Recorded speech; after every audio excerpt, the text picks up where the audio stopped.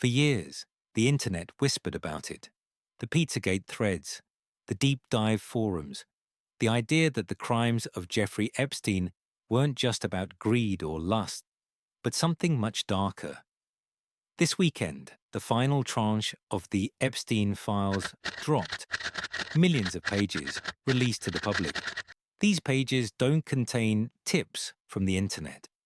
They contain the sworn statements of victims who sat in cold rooms across from FBI agents and risked everything to describe what they saw. They didn't just talk about blackmail or money. They spoke of architectural anomalies in private temples. They spoke of ceremonies that sound like they belong in the Bronze Age, not the 21st century. And today, we're not just reading the files, we're asking a different question. Why these gods? Why do conspiracy theories insist the elites worship Moloch and Baal, specifically, and not the demons you see in movies? This weekend, the seal broke on 3 million pages from the FBI's Sentinel system. These aren't internet threads. They are official 302 interview summaries. These are the formal records of victims who sat across from the federal agents in cold rooms and described the unthinkable. For years, we were told these stories were digital myths, born in 2016. These files prove that is a lie. These documents show victims giving sworn testimony about ritualized sacrifice and occult practices while the internet was still in its infancy. They weren't nuts and schizos, but they were describing a reality. In the margins of these horrific testimonies, FBI agents scrawled a single, cold word: implausible. Because there was no body in a morgue at that exact moment, the Bureau dismissed the ritual element as noise. They focused on the money and the travel, but the paper trail doesn't stop with the victims. The January 30th release unlocked the digital heart of the operation: Epstein's private email archive. The names we were told were tangential are now anchored in text. The files reveal thousands of emails between Epstein and the global elite: Bill Gates, Bill Clinton, Donald Trump, George Bush, and Elon Musk. These aren't just polite CCs. They are records of a man who acted as a high-level concierge for the powerful. From Epstein allegedly assisting Bill Gates with private medical matters to hide a relationship, to Elon Musk inquiring about the wildest parties on the island in 2012, the emails show a level of familiarity that contradicts years of public denials. Epstein documented every flight, every dinner, and every favor, using the names of world leaders to build a shield of invincibility. And yet, look at the consistency of the horror. These records date back to the early 2000s, while Epstein was still a free man, operating in broad daylight. The details in these documents don't point to random modern horror. They point to something very specific, something very old.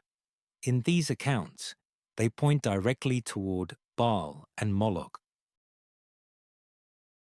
If you spend time in the darker corners of the internet, something strange stands out. The elites are almost never accused of worshipping Hollywood demons. They aren't accused of summoning King Paimon or Asmodeus. Why? Because in occult law, those entities are transactional. You summon a teacher, you get knowledge, science, strategy. It's a deal. But the conspiracy theory isn't that elites are magicians hunting information. The theory is that they are predators. And predators don't want teachers. They want consumers. That's why the same names keep appearing: Moloch, Baal. Before Baal and Moloch became symbols of evil, they were gods of everyday life, not demons, not devils. Baal wasn't a single god, It was a title. It meant lord or master. Different cities worshipped different Baals, storm gods, rain gods, fertility gods. In a drought-prone world, Baal meant survival. But as Israelite religion developed, Baal worship became its main rival. And rivals don't stay neutral in history. Biblical texts reframed Baal from storm god to false god to symbol of corruption. Moloch was different. He was associated with sacrifice, especially child sacrifice. Ancient sources describe children passed through fire. Some scholars argue metaphor. Others point to archaeological sites like Carthage, where infant burial grounds exist. Even in antiquity, Moloch was feared. He wasn't a comforting god. He was the symbol of power demanding innocence. If you map these beliefs out, a hierarchy begins to emerge, not of good versus evil, but of function. At one level are teachers, transactional forces, knowledge in exchange for respect. Above that are egregores, collective thought forms, ideas that become entities because millions believe in them. Nations, movements, gods created by obsession. Then come the parasites, the ones conspiracy law claims don't bargain or teach, they consume. And above all of it is the source, not a ruler, not a king, but the origin everything flows from. This isn't theology, it's how believers categorize power. This brings us to the darkest part of the theory, what some call the battery model. Suffering isn't accidental, it's productive. Fear generates energy, trauma amplifies it, and certain entities feed on that output. In this theory, Epstein's island wasn't just a hideout for perversion, it was a fueling station. The terror of victims wasn't a byproduct, it was the product. Not because elites are edgy Satanists, but because they believe power is sustained by suffering. It's the difference between a merchant and a monster. One trades with you, the other eats you. According to the files, it didn't mention any Hollywood demons. It did not mention Belial, Asmodeus, or Beelzebub. Instead, the same names surfaced repeatedly. Baal, Moloch. In occult traditions, entities like Belial or Asmodeus are described as transactional, knowledge in exchange for discipline, devotion, or service. You bargain, you trade, you learn. Meanwhile, Baal and Moloch are not transactional entities. Though there is still an exchange in a sense, they do not teach.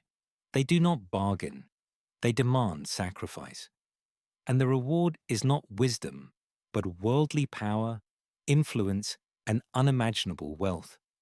This is where the logic turns darker. The sacrifice isn't valuable because of death. It's valuable because of fear.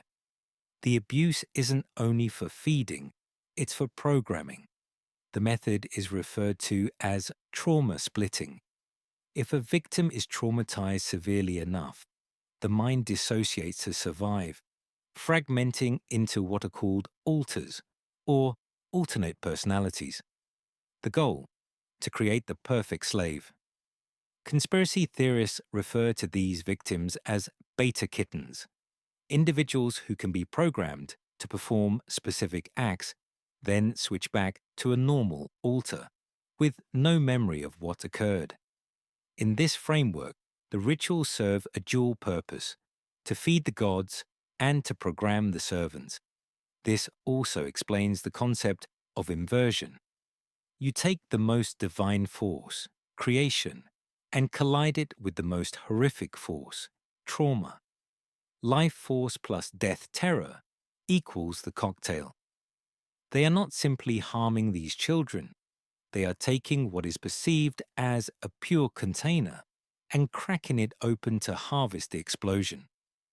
To explain the logic behind fear as value, consider Stephen King's IT.